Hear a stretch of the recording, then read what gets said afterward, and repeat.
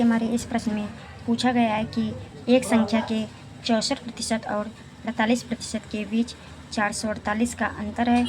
इस संख्या का 49% क्या है? तो अंतर हम जो है घटाव को कहते हैं, घटाव को अंतर कहते हैं। प्रतिशत यानी 1/100। अब इसी के अनुसार हमें इस सवाल को हल करना है। तो यहाँ पर लिखेंगे सबसे पहले माना कि संख्या x है, तो यहाँ पर लिखेंगे x का, तो यहाँ पर प्रश्न में कह रहा है कि संख्या के 64% यानी x का 64%। उसके बाद कह रहा है और 48%, तो यहाँ पर लिखेंगे का 48%। उसके बाद हमें लिखना है, तो हमें पता है कि का को जो हम गुणा के रूप में दर्शाते हैं, तो यहाँ पर हम लिखेंगे इसलिए x का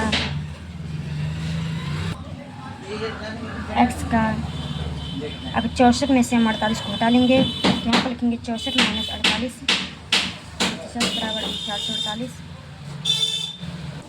अब यहाँ पर लिखेंगे x गुणे 64 में से 48 को हटाएंगे तो आएगा 16/100। यहाँ पर प्रतिशत दिया हुआ है। अब बराबर में लिखा गया है 448, तो यहाँ पर लिखेंगे 448। उसके बाद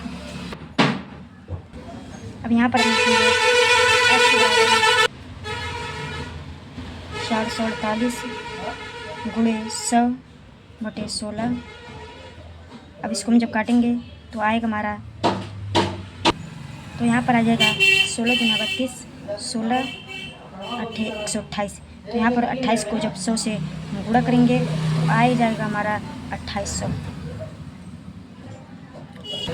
अब फिर निकालेंगे हम 2800 का 49%,